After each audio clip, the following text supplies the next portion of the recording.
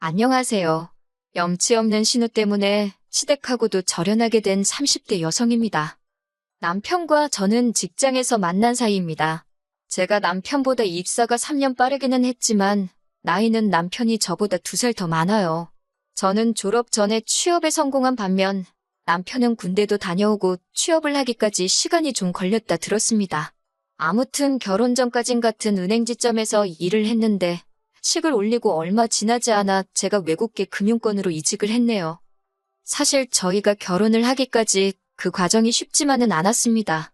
경제적으로 여유 있는 저희 부모님과 그렇지 못한 시댁의 사정 때문이었어요. 일단 저희 친정부터 이야기하자면 친정아버지는 지금은 은퇴하셨지만 대기업 상무까지 지내셨지요. 친정어머니 역시 지금은 아니지만 최근까지 법률사무소에서 아르바이트처럼 일을 하시며 경제활동을 하셨고요. 저희 부모님 자랑 같아서 하나씩 전부 다 열거하긴 그렇지만 솔직히 말해서 당신들 노후 준비는 탄탄하게 되어 있습니다. 덕분에 감사하게도 저는 주변 친구들처럼 부모님에 대한 부양의무라던가 그런 부분에 있어서는 자유로운 편이에요. 하지만 시댁 사정은 많이 달랐습니다. 남편에게 듣기로는 남편이 대학에 들어가기 직전까지 시부모님 두 분이서 신발을 수출하는 공장을 운영하셨대요.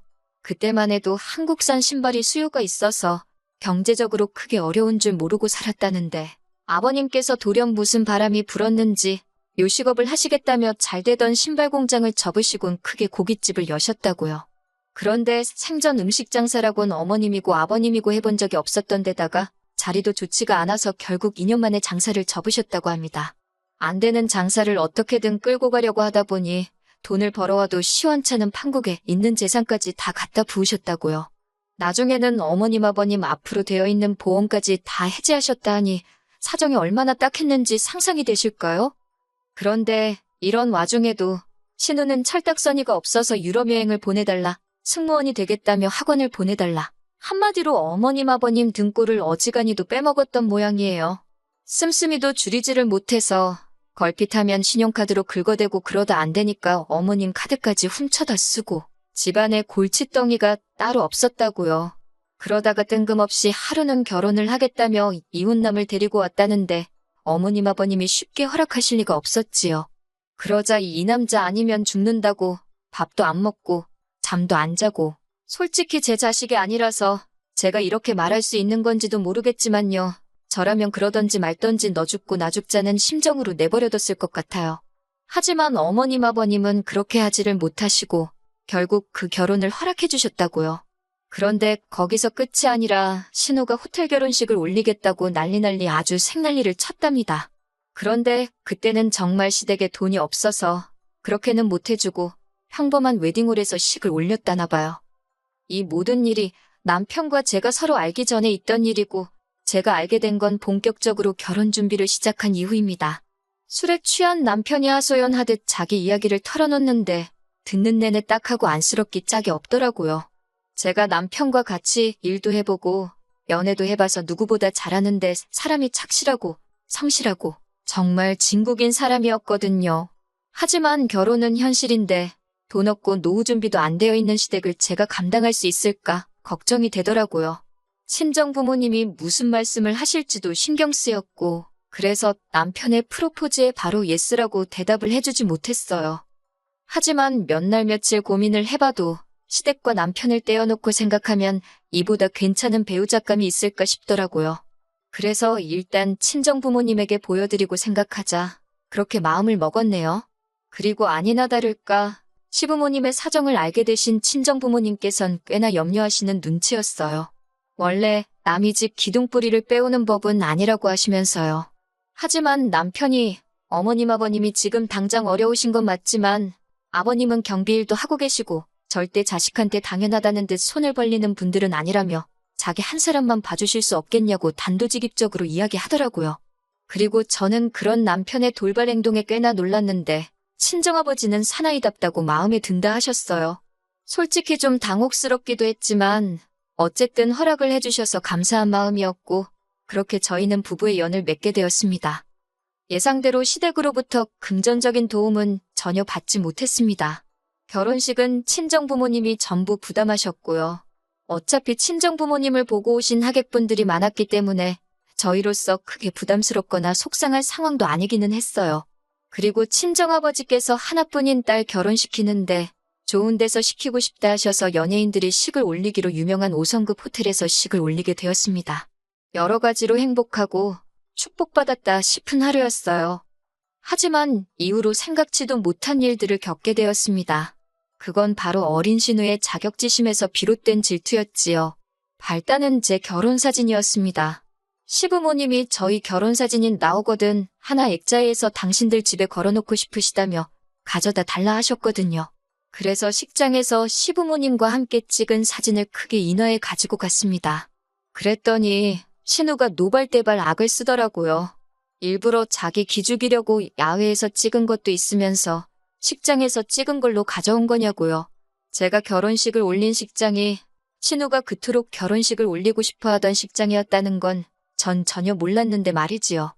신우는 어머님 떨어 둘 중 하나만 걸어놓으라며 딸인지 며느리인지 고르라는 말도 안 되는 억지를 써댔는데 어머님이 난처한 듯 제 눈치를 보시길래 저는 괜찮으니 계속 신우네 사진을 걸어두시라 했습니다. 남편도 어이가 없다는 듯 고개를 절레절레 흔들더라고요.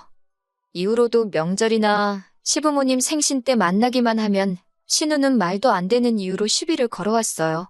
제가 브랜드 핸드백을 들고 가면 돈 자랑하는 거 좀 보라고 그러고 어머님 아버님 드시라고 과일이라도 보내드리면 직접 안 가지고 오고 택배로 보내는 게 아주 시댁을 무시하는 거라 그러고 도대체 무슨 생각을 하고 살면 사람이 저렇게 베베 꼬일 수 있나 신기할 정도였지요.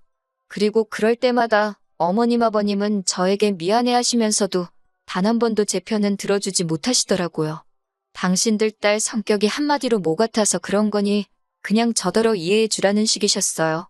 까놓고 말해서 신우가 못했고 제가 잘했다 그런 소리를 듣자는 건 아니었지만 최소한 신우를 한 번쯤은 알아들어 먹게끔 혼이라도 내주셨으면 이 정도로 서운하지는 않았을 거예요. 아무튼 저도 사람인지라 잘하고도 욕먹는 상황이 반복되니 한 2년쯤 지나서는 딱히 뭘 해드리고 싶은 생각도 안 들고 그냥 중간만 가자 그렇게 되대요. 그런 동안 남편은 무얼 했냐면 솔직히 적극적으로 중재를 하려 든다거나 그런 건 없었어요. 그래도 제 억울한 마음을 유일하게 알아주는 사람이었기에 그거 하나 의지하며 서운한 마음을 달랠 수 있었네요. 그리고 남편은 남편대로 저희 친정아버지랑 낚시도 다니고 살가운 사위 노릇을 하려고 노력해 주었고요. 하지만 얼마 전 있었던 일로 신우뿐만 아니라 시부모님과도 저희 부부는 연을 끊게 되었습니다. 지금 다시 생각해봐도 도대체 신우의 정신나간 사고방식을 이해할 수가 없네요. 아버님의 칠순이 지난달이었어요. 요새 환갑은 너무 흔해서 안 챙긴다고 하지만 그래도 칠순은 의미가 남다른 것 같아 남편과 무얼 해드리면 좋을지 이런저런 이야기를 나누게 되었지요. 그러다 제가 친정부모님은 환갑 때 유럽에 다녀오셨는데 너무 좋아하셨다는 이야기를 했어요. 그러자 남편이 두 분이서 그런 여행도 다니시냐며 너무 보기 좋고 부럽다 하대요. 어머님 아버님은 유럽에 가보신 적이 없냐고 물으니 남편이 하는 말이 유럽은커녕 어머님은 비행기 자체를 타본 적이 없다더군요. 그래서 제가 그러면 이번에 두 분 해외여행을 보내드리면 어떻겠냐고 먼저 물었습니다. 남편이 그 작은 눈을 땡그랗게 뜨고는 진심이냐고 묻길래 진심이라고 했지요.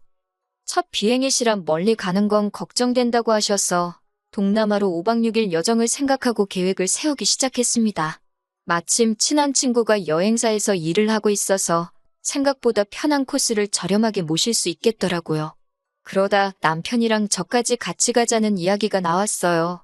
어머님 아버님이 먼저 나이 든 사람 둘이 가서는 무슨 재미로 놀겠냐며 너희도 같이 가면 안 되겠냐고 그러셨거든요. 그런데 이 소식이 누구 입을 통해서인지는 모르겠지만 신우한테까지 들어간 게 화근이었습니다. 신우가 대뜸 전화를 해서는 자기 아버지 생신인데 왜 저희 부부끼리만 계획을 세우냐면서 서운하다 그러는 거예요. 자기한테 한마디 언질이라도 해줬으면 얼마나 좋았겠냐고. 그래서 제가 아가씨한테 부담될까봐 말 안 했다고 그렇게 서운해할 줄 몰랐다 했어요. 그리고는 지금 예상 경비가 이 정도는 들 것 같다 이야기하며 아가씨네가 반을 부담할 수 있겠냐고 물었습니다. 그랬더니 신우가 펄쩍 뛰면서 자기네랑 상의하고 정한 것도 아닌데 자기네가 그걸 왜 반이나 내야 하냐고 그러길래 그럼 말라고 했네요. 처음부터 신우네에게 돈을 받을 걸 염두에 두고 계획한 여행도 아니었기에 신우의 그런 반응이 어이없긴 했어도 기분이 나쁘고 그런 건 없었습니다.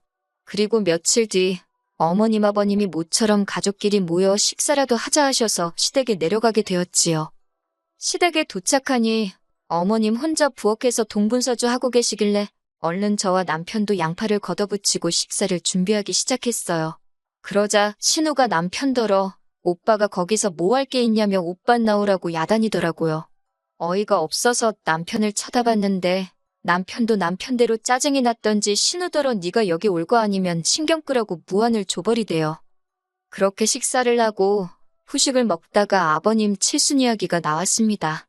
아버님이 벌써 주변 분들에게 아들 며느리랑 여행 간다고 자랑을 다 했다며 말씀을 꺼내셨거든요. 그러자 신우가 갑자기 포크를 던지듯 내려놓더니 저더러 자기네만 빼놓고 기어이 그 여행을 가야겠냐고 소리를 지르는 거예요.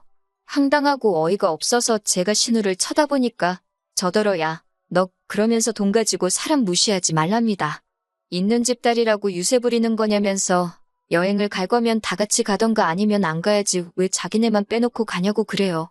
그래서 제가 아가씨한테도 물어보지 않았냐 그랬더니 돈 보태기 싫다 하지 않았냐 그래놓고 웬 억지냐니까 저더러 왜 어머님 아버님 건 내주고 자기네 건 안 내주냐입니다. 어처구니가 없어서 억지도 이런 억지가 어디 있나 싶더라고요. 그런데 그때 어머님께서 저더러 잠깐 보자 하시대요. 그래서 부엌으로 따라가니 저더러 미안하다 하시면서 그냥 어머님 아버님 말고 신우네 데리고 여행을 갔다 오랍니다. 당신들 여행 보내주려고 한돈으로 신우네를 데리고 가라나요? 황당하고 기가 차서 지금 그게 무슨 말씀이시냐 못 들은 걸로 하겠다 하는데 그때 신우하고 남편이 부엌으로 들어왔어요. 둘 다 어머님이 하신 소리를 듣고 쫓아온 모양이더라고요. 남편이 어머님더러 그게 무슨 말도 안 되는 소리냐며 여행은 가기로 한 거니 그냥 가시면 된다 했습니다. 그런데 옆에서 신우가 한다는 소리가 어머님이 자기 해주라는데 왜 그 말은 안 듣냐면서 자기는 기분 나빠서 여행 대타로는 안 간다고 돈으로 달랍니다. 진짜 전후사정 모르는 사람이 봤으면 신우가 저한테 무슨 돈이라도 맡겨놓은 줄 알았을 거예요. 그리고 그때 남편이 어머님한테 신우를 가리키며 언성을 높이더군요. 자꾸 오냐오냐 해주니까 시집까지 간 애가 똥인지 된장인지 분간도 못하고 지 승질머리대로 하려들지 않냐고. 그러면서 계속해서 신우를 그렇게 옆구리에 끼고 사실 생각이면 당분간 아들인 자기한텐 연락하지 말라 그러대요. 생각지도 못한 남편의 강수에 놀란 제가 왜 그렇게 가지 말을 하냐고 어머님 아버님 속상하시게. 그러자 남편이 속상하셔도 어쩔 수 없답니다. 자기 여동생더러 뭣도 없는 게 어지간히 유난이라며 받아주는 것도 한계가 있다고요. 그리고 그날 이후로 신은혜와는 물론이고 시부모님과도 뜻하지 않게 연을 끊게 되었습니다. 제가 표현은 연을 끊었다 하지만 솔직히 어머님 아버님한테 일방적으로 연락은 계속 오고 있어요. 그런데 그 내용이 저희한테 미안하다가 아니라 그래도 신우라며 제 입장에선 어쨌든 시댁 식구니까 어렵게 생각하고 존중해줘야 한다나요. 그러면서 그냥 미안하다고 한번 숙이고 들어오래요. 제가 중간에서 역할만 잘하면 저희 남편도 못 이기는 척 넘어올 거라면서 그 문자를 저 혼자 보고 가슴에 묻었어야 할까요? 하지만 저는 결국 남편에게 다 보여주었습니다. 남편 하나 보고 이 결혼을 한 건데 남편한테까지 숨겨가며 참고 살긴 싫더라고요. 그리고 다행히 남편은 이번에도 제 편에 서주었습니다. 어머님 떨어 계속 이렇게 하실 거면 그냥 모르는 사람처럼 살자고 했더라고요. 하나뿐인 딸한테 넘치는 효도받고 사시라면서요. 아버님 생신은 어떻게 잘 챙기셨는지 어쨌는지 모르겠어요. 식사라도 하시라고 당분간은 마지막이다 생각하고 20만 원 보내드렸는데 솔직히 부모 자식은 하늘에서 맺어준 인연이라는데 평생 안 보고 살 수야 있겠어요? 가능할 거라 믿지도 않고 원하지도 않네요. 하지만 적어도 다시 마주하는 그때에는 어머님 아버님이 저희 진심을 알아주시고 신우에게도 보다 객관적인 눈을 갖고 계시기를 바랄 뿐입니다.